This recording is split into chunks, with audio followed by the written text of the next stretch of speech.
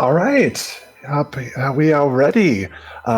We have Wizard101 by Yawaz. I'm sorry. Yowazpoppin. Take it away. Good luck. Hello and thank you. I absolutely am flabbergasted. I am very excited to speedrun what is my favorite MMORPG deck builder from way back in your childhood of 2008 to 2012. You're either looking at this game and go, "Oh my god, I know this game," or "This game is still alive and this game is still kicking. This game is amazing. I love this game with all my heart." And I'm very excited to speedrun Wizard City percent today. I'm here joined by world record holder Maliber, who's been so kind as to commentate with me today. Hello, everybody. Yeah, I'll try and explain some stuff while he's trying to concentrate and kind of explain the game in general. So Mal knows a lot of game sense about this game. He's my encyclopedia for today, and I'm very excited. We have Taylor Swift on screen making a wonderful appearance for us today, taking time out of her busy tour schedule. I think she's on to come visit us. But I'm very excited, and are we good to just jump right into it? Okay, then I will. Timer starts when I hit play. Timer will end. Mal can help me with that out later. Yeah, we'll let you know when the timer's about to end. But for now, timer. Time starts in 3, 2, 1, and we go. So the run starts before the tutorial even goes, and you can just skip it, so it's not too big of a time waster. There's a lot of mashing in this game, and you'll see there's quite a bit of RNG elements, as are most MMOs. So basically how Wizard101 works is there's a main line quest that you have to progress the world, and you do a bunch of quests, do a bunch of battles, build your deck, kill bosses, etc. And stuff like that. So you'll see him doing the first battle, which is against Lost Souls. The RNG element comes in immediately, where casting spells, you have what's called a fizzle chance, which basically means the spell doesn't hit, or it just doesn't work at all, rather. And what you'll see is he actually deletes cards from his deck except for one, and this is actually the highest accuracy spell in the game that he can use, so that's why he's currently using that. There are also a bunch of hotkeys he uses, and there's a lot of menuing in this game as well, so I think that's pretty much the basics. You'll see something that is actually new that we didn't used to do until recently, was there's an extra quest that you can get that isn't actually part of the main line, but it helps later on in the game to hit a level up point, where normally it's kind of 50-50 if you level up or not. Fun fact, it's more likely to level up if you get worse RNG. So, which we always totally love. If you play worse, you do better in the game. Yeah. It's just a weird quirk with how the leveling up system works in this game, is you get more XP the more spells you cast in a battle. So if you get worse RNG, then you're actually casting more spells, so you're getting more passive XP. So this category in particular is just the first world, because this game is very, very long, so having an actual speedrun of this game would be unrealistic. It would be well over days, especially to do it solo. I believe there's like 4 different plot points to this entire game, and the main one that we have here in Act 1, which is like, I think it's like the equivalent of like 50 hours, especially if you do it solo, which is insane. Yeah, it's a really long time. So we pretty much narrow it down to 1 or 2 worlds in terms of speedrunning categories. So what you'll notice that you can do is you can place what they call a marker in this game, and you can teleport back to it whenever you want. So he's going to abuse the teleport system in this game to basically just cut out a lot of walking time. And not only that, is it's linked to your mana, so there's a lot of... If you see in the bottom left corner, there's your health and mana. The blue one's the mana. The mana is what you use to set your marks, so you have to be pretty careful about where and when you use it. So that's also another factor that you have to deal with. So if I were to misclick my marker like 3 times and drain all my mana, I would have to either consume like these mana pips that are floating around, or just simply cry because I would misclick. Yeah. So it is a lot of balancing your mana and where you use it. So the first area here is called Unicorn Way. It's basically like the gatekeeper of most runs. Like if you have a really bad Unicorn Way, you normally just reset, but obviously it's a marathon, so you can't reset in this case. But yeah, it's kind of used as a benchmark. As much as I love Unicorn Way for its nostalgia, I hate it for its RNG. Later in the run, it feels more doable if we have like a bad one mission or something. We can obviously make it back in a comeback, like a boss fight, because we get stronger cards and stuff like that. I forgot to put Imp in my deck, which makes this a very scary moment for me here, and I don't high roll. I would just quit. Just quit out and relog. Yeah, there you go. That is a bit of a blunder on my part. Definitely a blunder. While he's fixing his mistake here, I'll explain. There's a bunch of different schools in the game that you can choose immediately when you are making a character. I'm not going to list them all, but you would assume that you would use the one with the strongest spells, but you actually don't in speedruns. And it's pretty interesting because you end up using balance, which is kind of like the middle school, and you use the storm school as a secondary in this case. And the reason we do that is because you're going so fast in the game, you don't have time to get like health armor to raise your health stat. You really need the extra health base that it gives you as a balance wizard, while also still retaining the spells that you get from the storm school. So that's why we don't use the highest hitting school as your main school in the speedrun. As much as we love big numbers, high damage, RNG is not really working in my favor. Because even though we have big number, big damage, there's a lot of, as you can see, each spell that I'm casting is doing a different damage pool. And just because I cast a big hitting card does not guarantee that I will get the big hitting number that I will need to continue on with a good pathing. So it's essentially... Oh no, what were you going to say? Yeah, I was going to say that's another big RNG element, especially early game, is these rank 1 spells have very generous ranges in terms of how much damage they can actually do, whether that's the range could be very small or it could be very high. So something like Thunder Snake, as you've seen him cast a couple of times here already, it's the range is pretty large. So, and especially as a balance, your Thunder Snake is actually weaker than if you were playing as a different school. So we're actually going to go into the first boss fight here. It's pretty simple.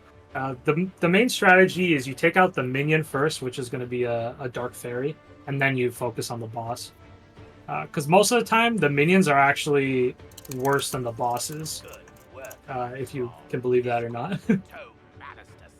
But most of the time, it's very true. And Unicorn Way is showing the prime example of why it is a make or break moment. Unless if I get a life blade here, no, 1 fizzle, 2 fizzle, maybe. Oh, never mind, I spoke too soon. Oh. Normally if I get a high roll here, my RNG actually turns around immensely, and I do. He did actually get the. So another thing that's kind of an interesting thing about this game is you can actually tell when you're about to get a high roll or a low roll, and that snake animation particularly was the highest roll you can get from that snake. So if you're if you run this game a lot, you'll end up knowing a lot of the animations, and you'll just be able to tell what range you're about to hit, which is, I think, pretty cool.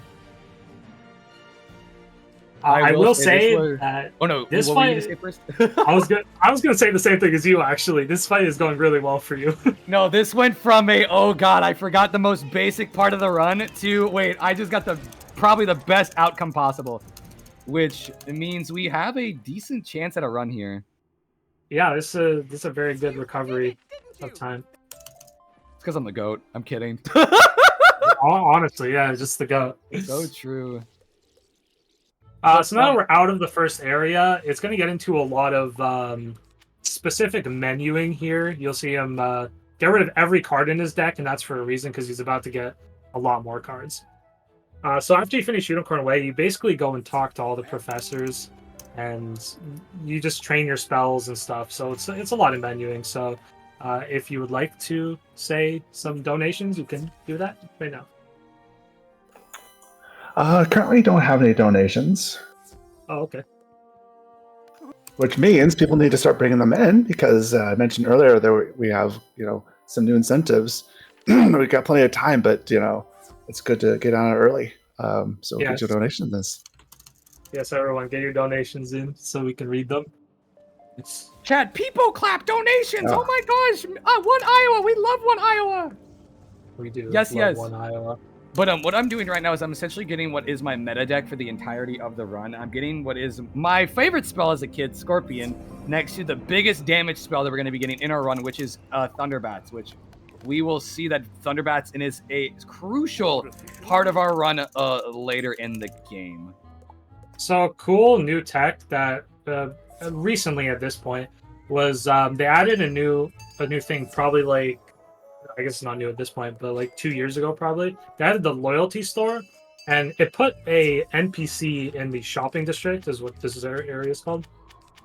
And you can use it to just teleport straight to him, which cuts out quite a bit of walking time for us. So it's just a really cool new NPC that saves us a lot of time. What you'll also notice is he went into a shop and he bought a specific amulet.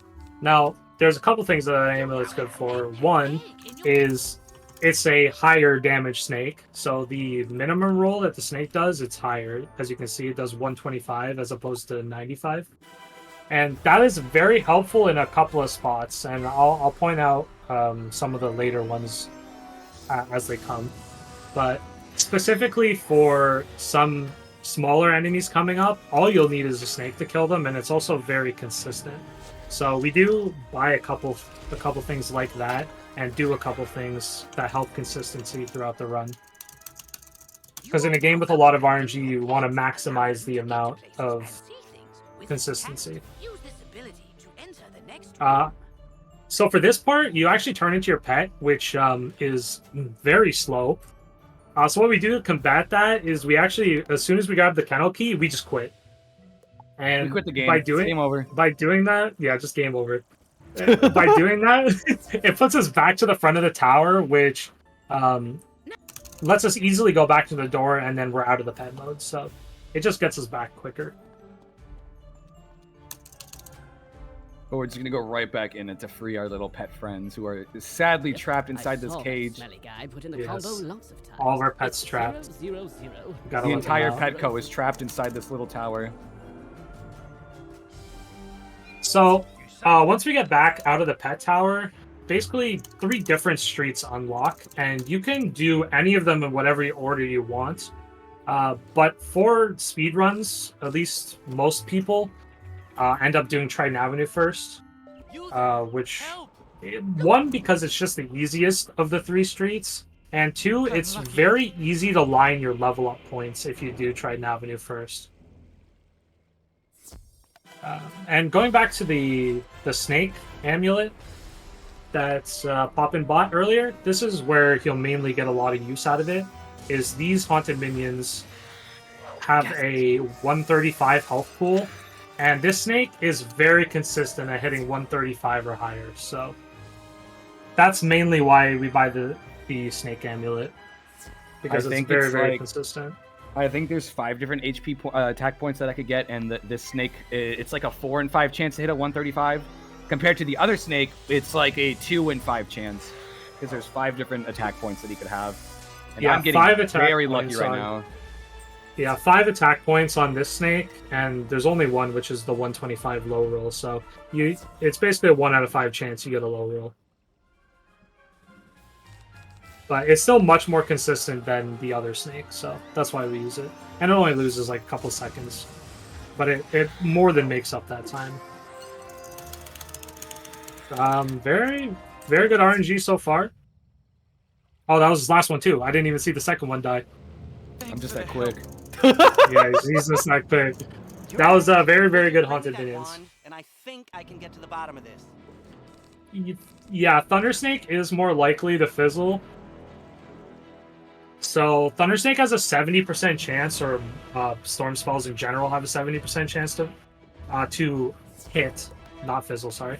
So they have a 30% chance, but then your wand that you get at the very start of the game gives you an extra 5% accuracy. So you have a 75% chance for the snake to work. But yeah, it does have the lowest accuracy of any of the spells you're going to use throughout the run. Oh, that's unfortunate. Of course, you Maybe he fizzle fizzles too? So for enemies like this, where they have this eel in particular has 150 HP, most people just pass and then Scorpion, just because the Scorpion has more accuracy, so you're more likely to hit that, even though you did fizzle. I was so scared we were gonna get that marker. Excellent. Susie, they were wearing Yeah, that's actually one of the few quests in this run where you cannot collect Bring the me item. those amulets and I can It's The, a very, very high chance to collect the item, but sometimes, the 1% of time, you might not collect it. So The it's pretty most scary. terrifying part of that is that the very last mission of the game that we use to complete the run is a RNG pickup check, which will make the very end of our run just ever so slightly more anxiety-inducing. And we will see whether or not the run actually ends when it's supposed to. That's a great Yes. fizzle for us. That is a very great fizzle, yeah. So as you could tell, you could either go first or second. It's completely 50-50. Well, they would like to think it's 50-50. Sometimes it Some feels days 90, it doesn't feel like 10. 50-50, I'll tell you that. Yeah. And going first is very, very nice in in every scenario, honestly. Because the most optimal thing to have happen is for the enemy to just pass. So that's what you want to see. Fizzling is the next best thing, and then having him cast a shield, which he did in this case, is also really good.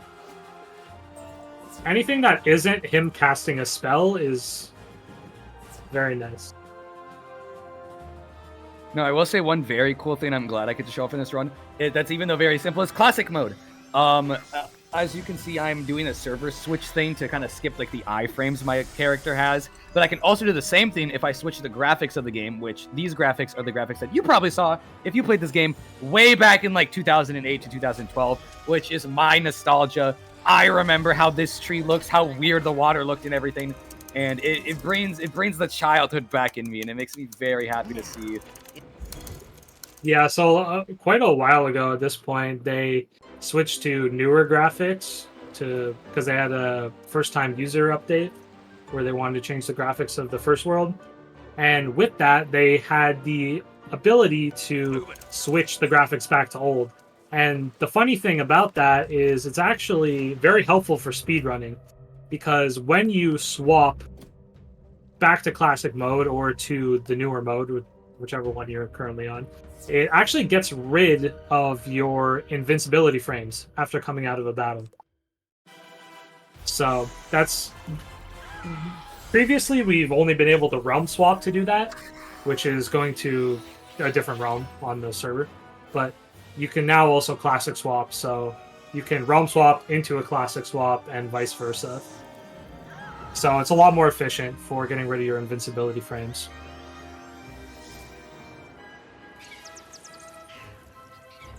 These Scarlet Screamers are also another kind of point in which you don't want to fizzle, because normally at this point your mana gets a little bit low.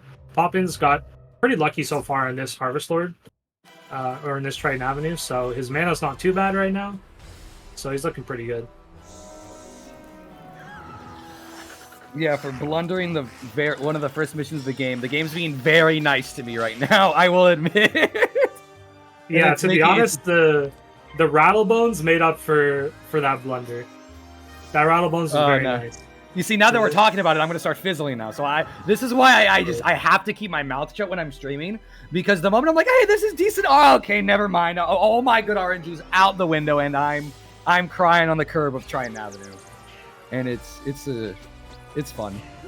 I would say like two to like 4 fizzles is probably average for like a good street. If you're getting less than that, that's really good.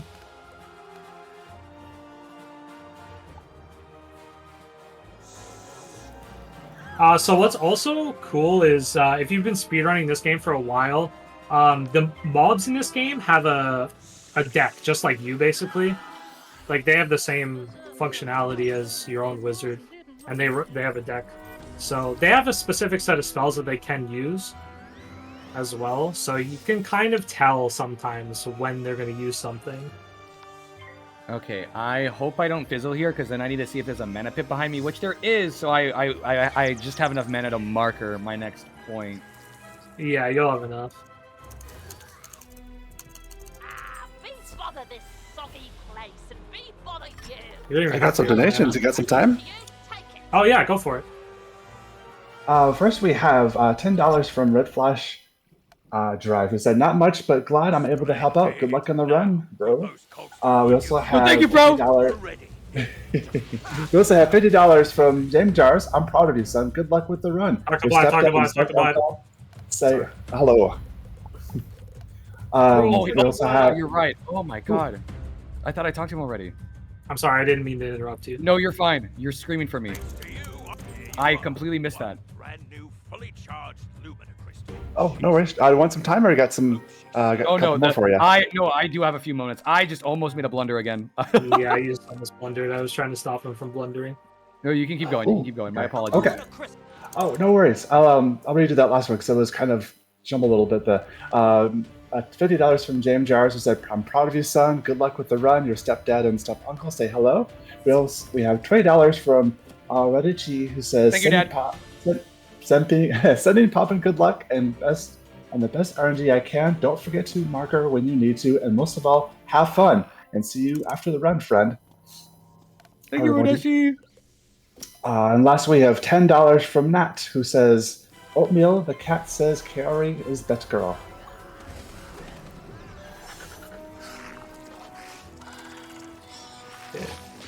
Where was I?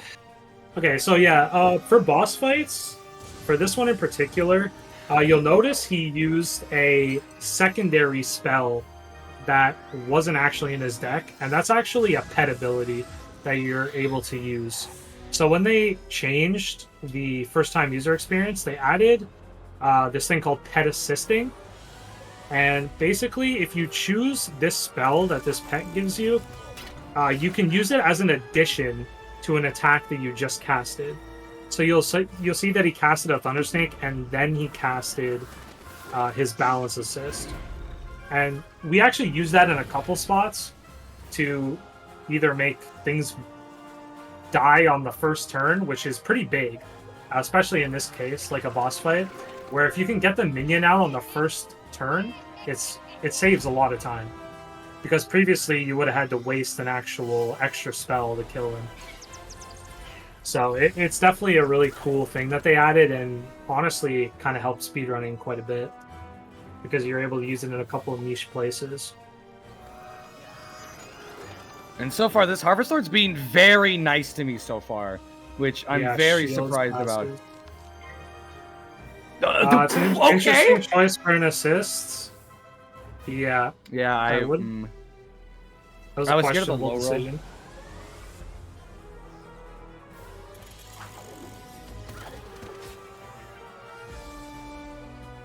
should be okay though. Yeah, it should be alright. Yeah, most runners will use their assist to make sure that their spells don't low roll. You'll see it coming up in one of the other streets, specifically for a couple of fights. And then, of course, they'll use it on boss minions to make sure they die on the first turn. So overall, a very cool thing that you can do. So it's going to be pretty much the end of the first street here. There's just a bit of talking that he has to do before the street ends.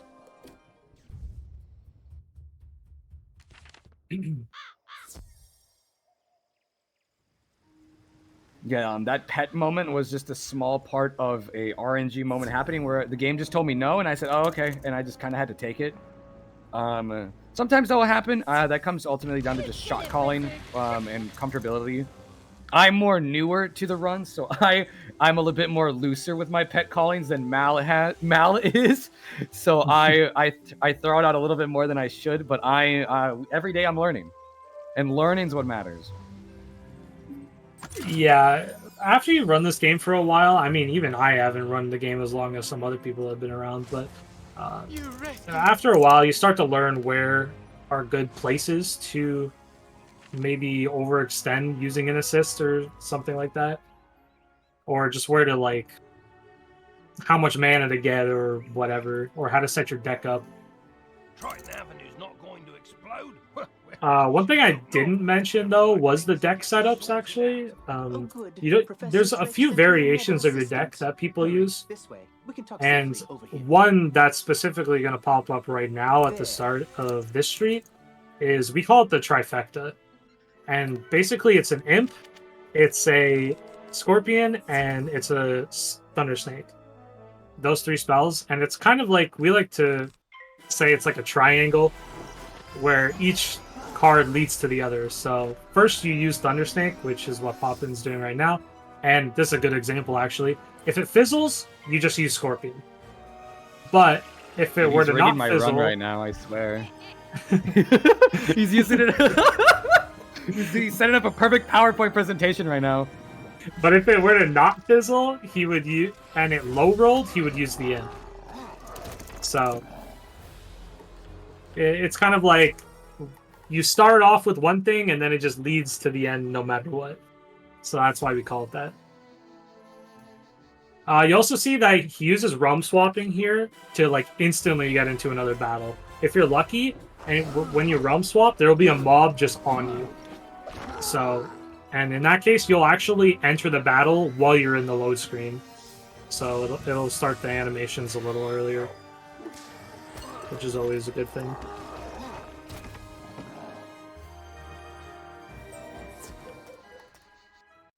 Using classic swaps again. Yeah, you'll see it throughout a lot of the run. It's very, very used.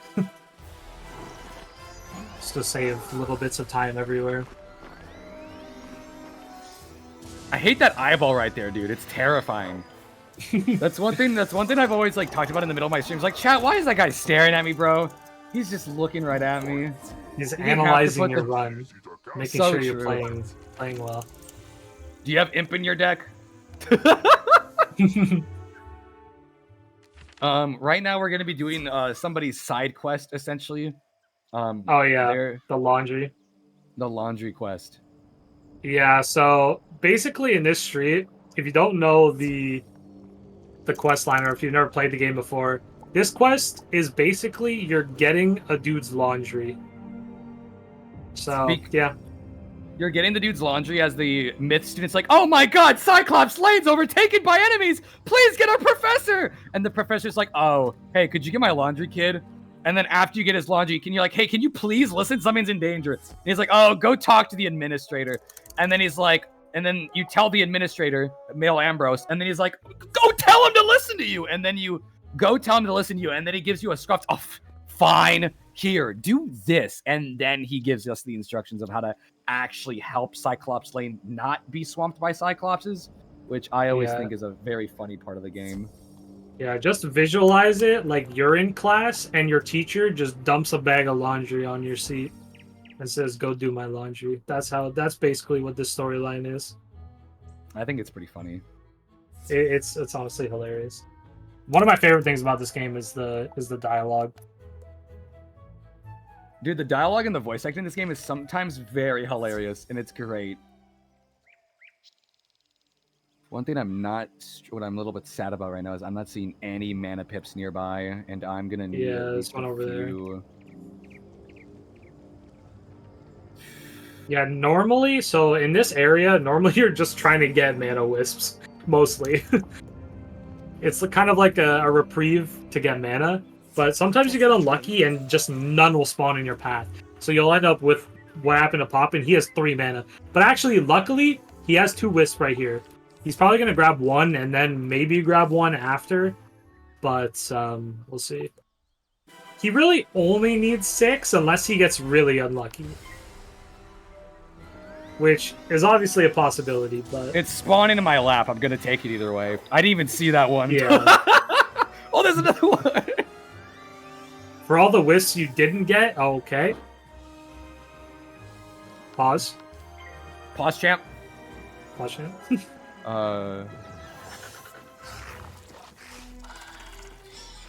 Dino dance, no fizzles. Dino dance. I need my chat RNG right now. We're kind of in a dangerous spot right now. Okay, we're fine. Now you really need that wisp. So true. Normally dude, there's like three over none. here, dude. What? Yeah, normally there's like none next to this tower, and you just got like 3 in your lap. Okay, the other 5's two- enough mana. You're casting Abs- Scorpion anyways. You're chilling.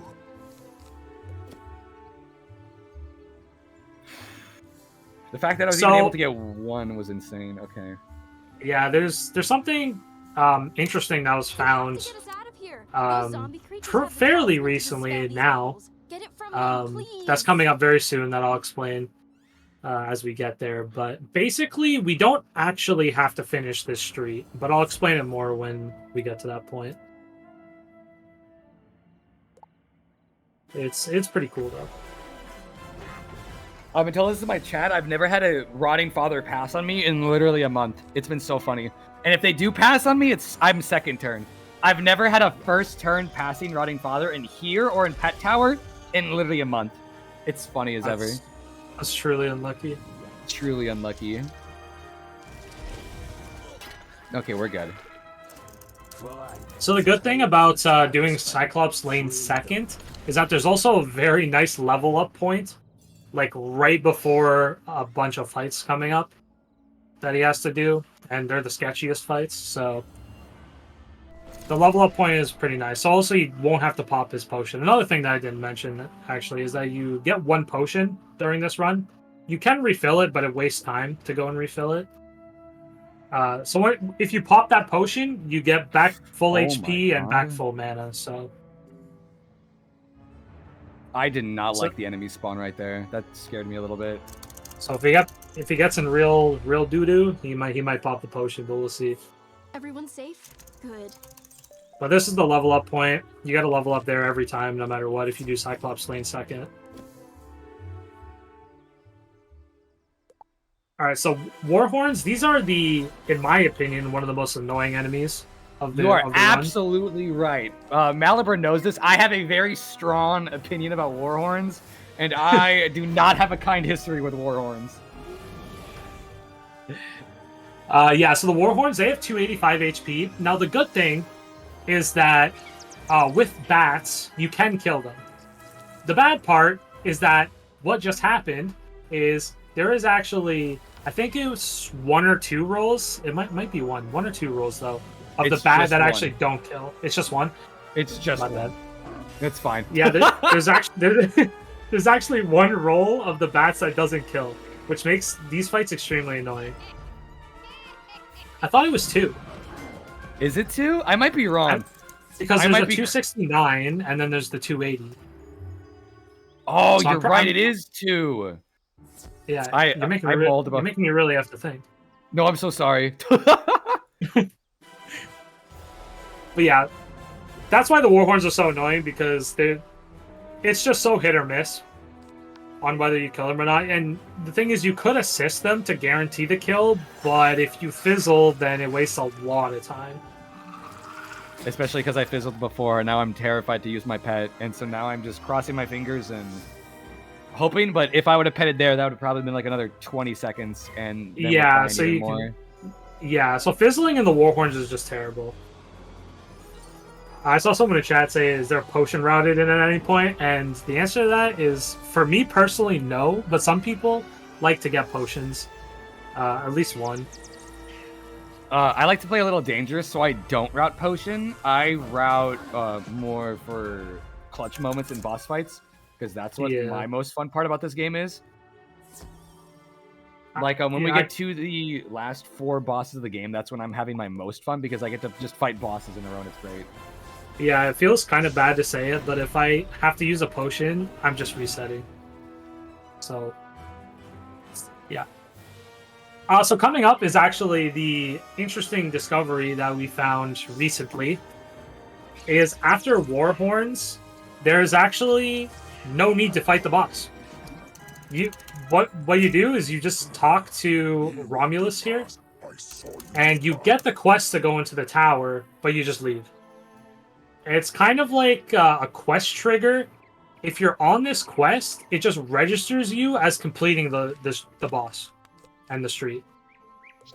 So then after you come back and you finish the last street that he's about to go do, you just won't have to beat the boss. So you just completely skip a boss fight. We literally just people leave. It's the funniest thing ever. We just dip straight out. Halt! Oh. That boss fight used to give a lot of people complaining because that boss was not easy either. I think I joined the community right as that skip was found, which I'm not gonna lie. If I kept playing this game and had to do Warhorns into that boss, I would be pulling my hair out. That boss is the equivalent. If you think somehow Warhorns can be any less friendly, that boss is your answer. And that is just horrid. Yeah, you've never really seen the boss that much. No, I haven't. I've died to it a few times, but there's probably been like war stories about how awful it's been.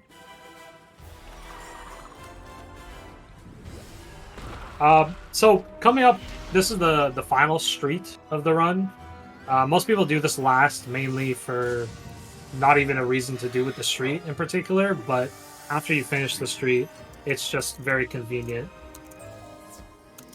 This is also the, I don't know, I wouldn't say the longest, but it's the harder of the 3 streets, for sure. Because this street actually has more boss fights than either of the other streets, in terms of the main quest. So we're going to be fighting some elves. I will say these guys are just the little tidbit. These guys are my favorite little guys of the game. After this mission, we're gonna get a little funny cutscene with them that we're gonna see for a brief second, and I'm just gonna say when it happens. But what were you saying, Mel? I'll let you voice that dialogue because I know you love it so much. I love these little guys. They're so silly. They're terrifying though. If you really zoom in on their face. I'm gonna take an extra second. What was I gonna say? I don't even remember. I'm so sorry. I'm derailing you awfully. No, you're good, bro. Wow, that was a double pass? That's insane. I'm actually gonna turn up dialogue volume just so that way we can hear the game. But I'll turn it back down after this. These guys are hilarious. I'll let Fire for fiddle! Burnt out ends of smoky days! The stale cold smell of morning! Fire for fiddle! Yeah, these guys are absolutely terrifying. They have the ugliest face in the entire game, but the absolute most hilarious dialogue that you will hear in this game. And I think it's hilarious. I thought you were actually gonna like do the voice and everything. Oh no, I could do the other one. That one I do not remember. The ones over here I remember because they're silly. I think these Pathfinders. You got the Why am I? Just classic swap and you're good. I've never had that glitch happen to me. That's happened to me all the time. I don't know why or what triggers it. Dude, I'm having glitches happen to me that I've never seen before, only during special events, which is hilarious. Yeah, it's weird that pops up because that actually hasn't happened to me in a while either, but it has happened to me before. Sometimes you'll just randomly keep your invince frames. No idea why. That's a fizzle. Yeah, but for whatever reason... Oh no, you go. I'm so sorry. I was gonna say that for Pathfinders, you always want to pet assist, no matter what. Because these guys, one, you don't boost on them, so your bat will most likely not kill them. So you'll need the assist. And then you immediately prove me wrong by getting the highest roll. Thank you for that. You're so welcome. But that's actually the highest roll, and that's not likely to get, but you got it anyways, so that was just good RNG. In the back of my mind, I want to say, yeah, because I fizzled, I thought I was going to high roll because I already had bad RNG, so I thought good RNG was going to place it. But in the back of my mind, I forgot to pet there. Yeah, I mean, it ended up working out, so I guess it's just calculated risk, right? very true.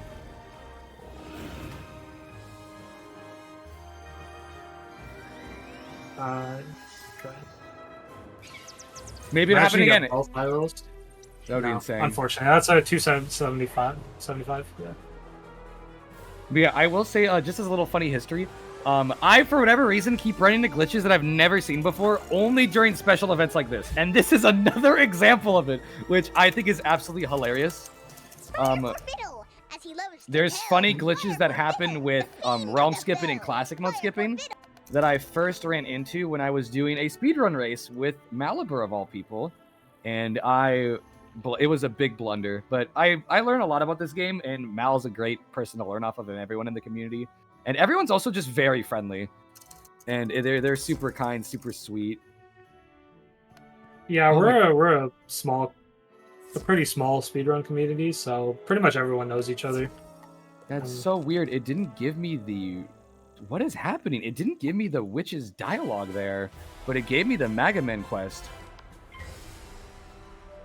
What is normally with these double passes, bro? What is this luck? I don't know. But what normally happens there's like a 2-second cutscene of where it zooms in on her face and she goes, "What?" But she didn't say what. And so I was kind of lost there for a moment. I'm just going to skip because I'm flumbering my hotkeys real quick. But there's a lot of weird little things happening right now, which I'm completely getting fumbled by. But RNG is working out of my favor again. So we're gonna. I swear if he passes again. Going. Okay, he did. Yeah, ice shields. No. 3 passes is crazy though. And the imp is the fastest spell, so that's also really good. Hey, no need. Let's relax here. You know, so it's a good run. So true.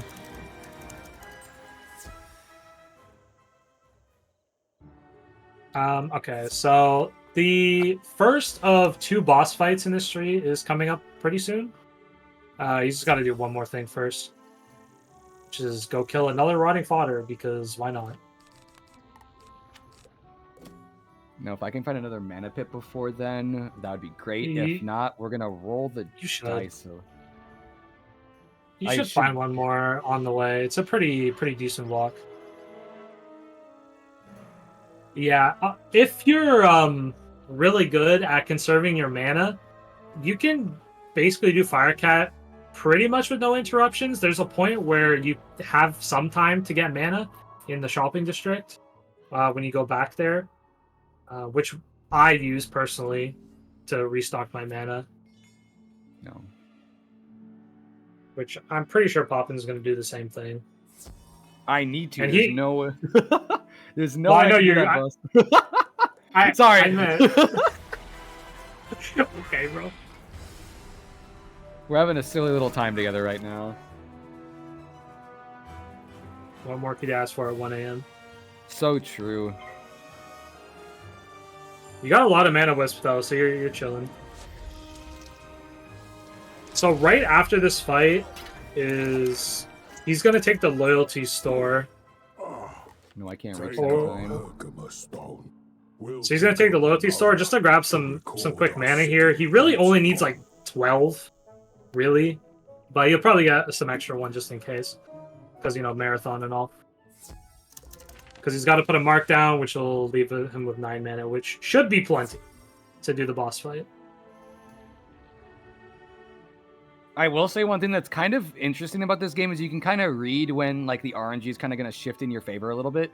Like after the 4 fights that I've had that have been pretty good RNG, I've learned to more like, okay, hey, I've had some really good luck. Let's use the seconds that we just saved to kind of grab an extra mana whip or 2, because I do not think this luck's going to go out anymore. And as much as you think like, oh, if you're on a high streak, you keep going, you keep pulling that slot machine, you're going to go bankrupt very, very quickly. And it could be the cost of an end of a run very quickly. It's the gambler mindset. I've had so many good RNG moments just completely turn sour so quick, and it's made me cry. So my favorite little glitch. Oh yeah. We love to call this boss Grandma. This is Grandma boss right here. We're doing a Peepo sit right now? Oh, that's unfortunate. Yeah, Dude, so he'll try and use the assist, and he's taking a knee. He'll try and use the snake assist on the elf. Sometimes you get lucky and the snake will just straight up kill the elf, but you always kind of want to use the assist anyways, just in case, because you don't want to leave him alive. I've been rather lucky at Grandma boss fight and have gotten the snake high roll kill. I actually got it 3 times on my not off stream, but my practice stream before this. Every time I got the high roll snake, but this time not so much, and that's when the RNG turns around for a little bit.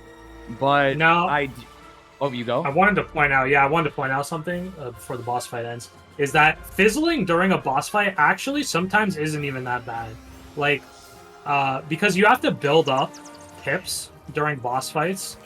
Sometimes fizzling just only wastes like 2 seconds because of the fizzle animation, and it doesn't really waste any more time other than that. So sometimes fizzling in boss fights is actually not a bad thing because you're getting a fizzle out in a spot where it's not as bad. I'd say the only spot where it is bad, if it's like, if you're trying to kill that, like what happened with me right there, trying to kill that elf, that was kind of bad, but it led me to have another snake bats pop up. Not snake bats, thunder bats. So it kind of worked out for me, but it was also kind of a little bit of a headache, but we get through the boss just easy peasy. Yeah. No, I need to... No, we're fine. I almost did it backwards. So there's one more minor quest that he has to do before going to the boss, and it's actually a very great time to pick up mana or whatever if he needs it, which you will always need in this scenario. Just to pick up mana, if you see at the bottom right or kind of near the compass, you'll see the countdown. He's basically waiting for that to teleport back, and in that time he can just get his mana back up before the timer runs out, and he won't have wasted any time. So it's pretty convenient actually, even though the quest is a little out of the way. How did it go? Honestly, I feel like that quest is a bit of a lifesaver because without it, you either potion or you loyalty skip and then just have a time loss. If anything, it feels convenient. Yeah, it really is more convenient than anything. Yeah, that's a good catch. I didn't catch you didn't put that down there. Should get that health at too. the starting at the I missed it. Oh no. Okay, let's see. Yeah, here. you did. So there is. It's unfortunate. That wisp would have really been nice. He's gonna go back and get it just to be safe, but you could just rip it if you really wanted to.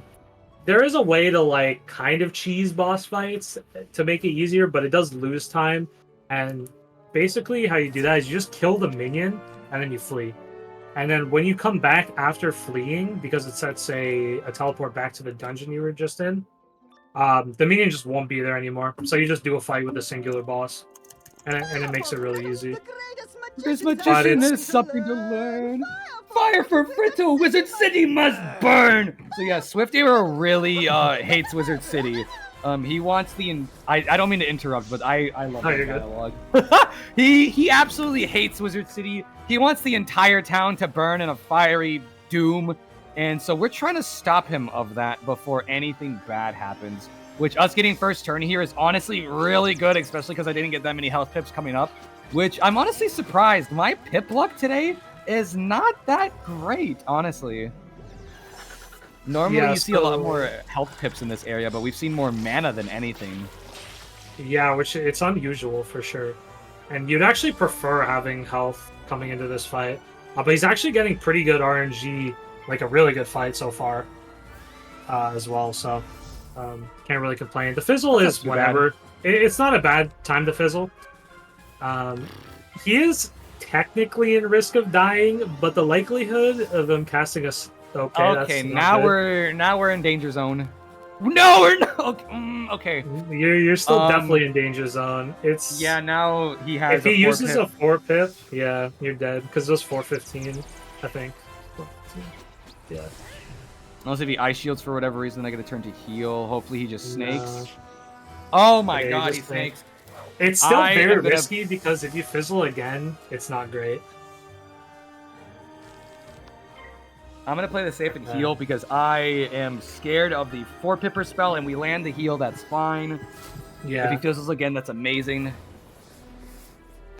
Oh Which my you did. dude, that That's is good. wild. No, not that. That was a very emotional fight, to say the least. Yeah, it was not looking good for a minute there. You played it safe, so Dark resonance hath been pretty good fight nonetheless. Even though had a couple fizzles in it. It's not too bad. I'm not gonna lie, for the blunders that I'm having, I am surprised that the game's being very forgiving with me. Yeah, I'm just the normal fights have been pretty in your favor with passes and stuff. And first turns. so true. So that's the end of the 3 streets. He'll be exiting in a second. And this is one of the main reasons why we do Fire Cat Alley always last. Is because when you come out here, the boss that you have to fight next is actually just right outside here. And you can just insta-mark it while moving forward. So you can teleport back there instantly when the boss fight quest pops up. So as you can see, even though we didn't complete Cyclops Lane, he will tell us to go talk to Merle Ambrose. So we've successfully skipped Cyclops Lane. Easy peasy. Don't even have to kill the boss. And it's honestly a skip that saves quite a few minutes. So it's kind of a godsend. Yeah, so you get the quest to do the second last boss fight. Wizard. Right after talking to Bartleby. You can just skip all this dialogue. You're just allowed to just TP away from it. Not entirely sure why they just allow you to do that, but they do. Now I have the tree's voice in my head. Who wouldn't want Bartleby in their head? Get out of my head, get out of my head, nightmare. He's got a very so deep voice. It's something that he does have a echoes and deep booms. voice. So this is the second last boss fight of the run. Most people assist this minion. I hate doing that, personally. Yeah, no, I got scared just by clicking it with how things have been going for me so far, but we'll see how it goes.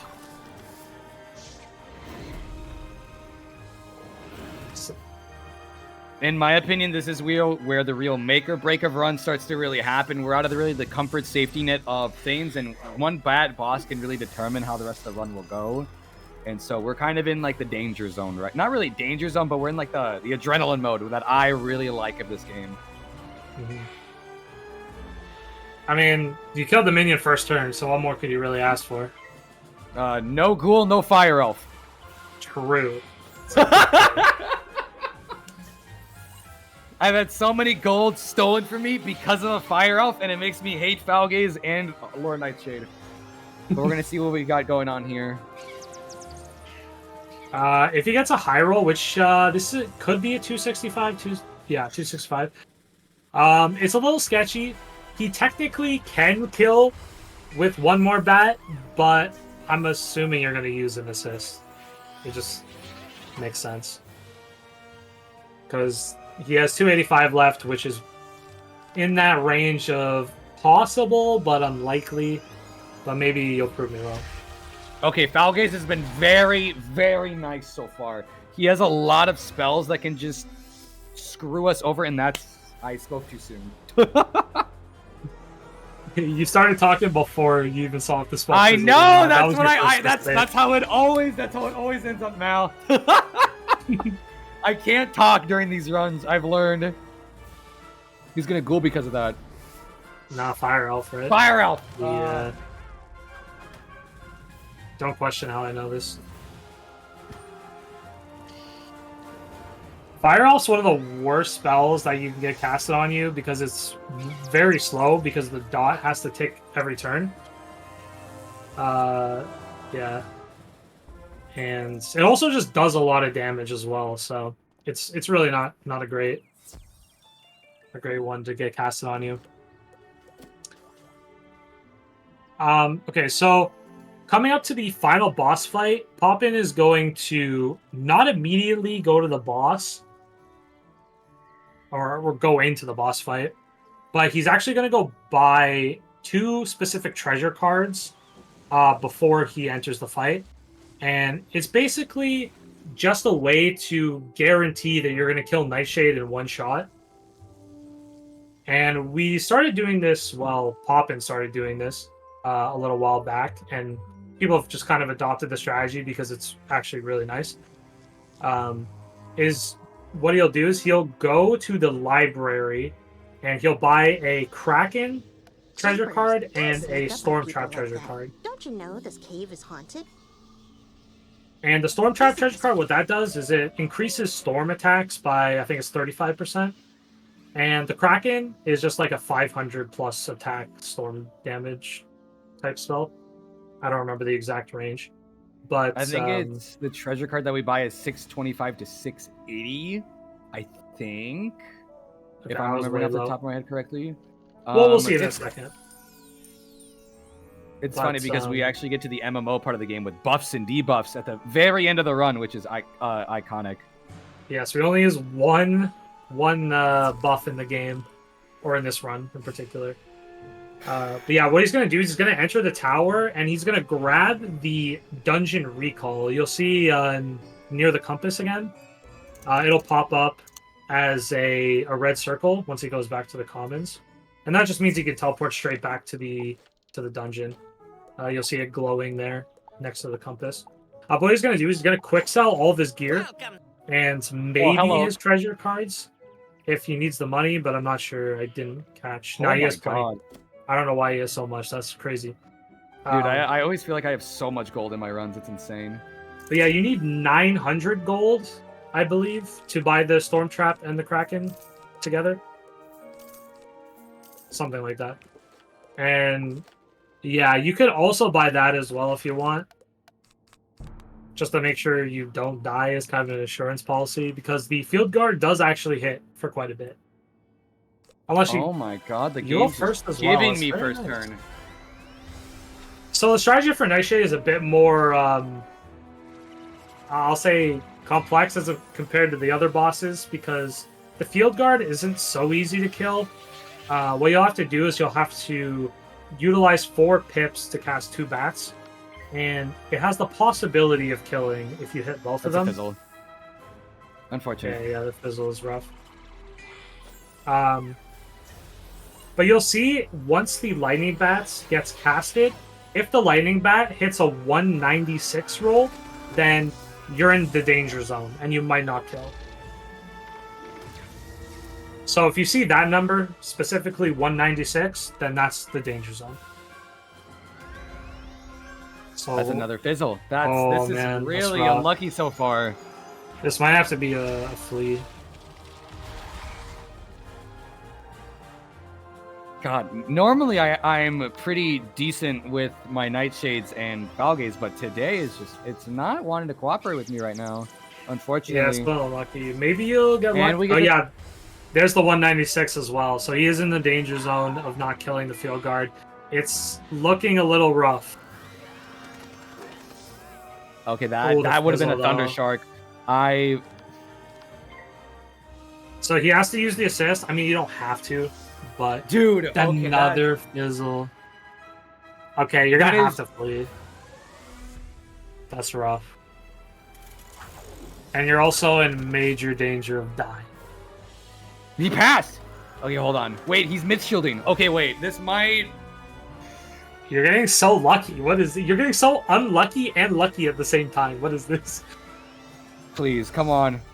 Okay, there's a decent chance. I'm pretty sure I can survive a Banshee Okay, scream, 204 is but... good. Yeah, but it's a little risky to stay in this fight. Oh, you actually do have a lot of pips, actually. So what am I saying? No. No, you this stay. is doable. No, I stay here. I've learned that if I have first turn, I do anything I can to stay in the fight. Because he's going to fairy here, I bet. I just know. Right, he gets rid of the trap, which is good. So what Papa's gonna do on the next turn is he's gonna, I think he already has it in his hand, but he doesn't have his. He's gonna dig for his 2 treasure cards, and he's going to add the buff onto Nightshade, and then he's gonna use the Kraken next turn, and the Kraken will always kill if he hits it, because with the buff that he gets from the trap, it just guarantees the kill.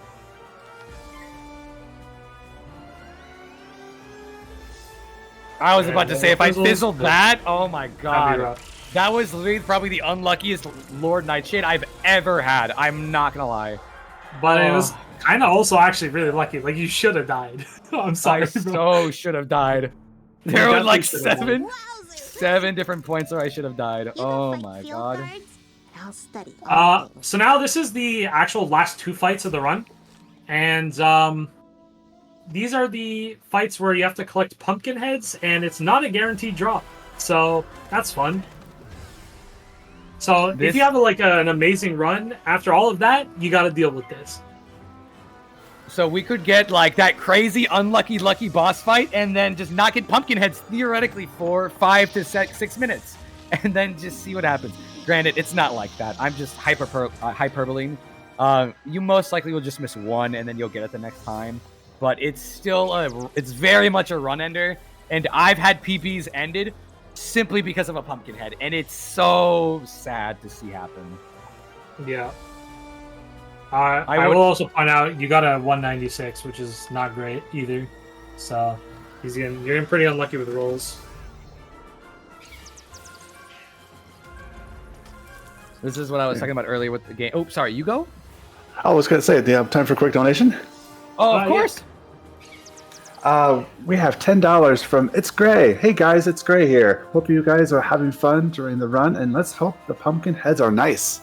Yes, nice pumpkin heads, please. First check right here. After all that, a pumpkin head would be very nice to see. And we did get one. One pumpkin head has been collected. Did you have any more, or? No, I need one. What no, was that sorry. for donations? No, I was talking about donations. Can I do a quick blurb? Of Yeah, go course. for it. Oh, awesome. Just a quick one here. You're watching Midwest Speed Fest Fall Frenzy, a 4-day charity speedrun marathon supporting One Iowa. To donate, go to donate.midwestspeedfest.com or type !donate in chat and follow the link. And don't forget to put in your donation towards one of our incentives. Got the incentives going. Oh, somebody just joined. Okay, so that... So it is an MMO, so technically this can happen. It's fine though. It's We're whatever. big chillin'. You're on the last one anyway, so it doesn't really matter too much.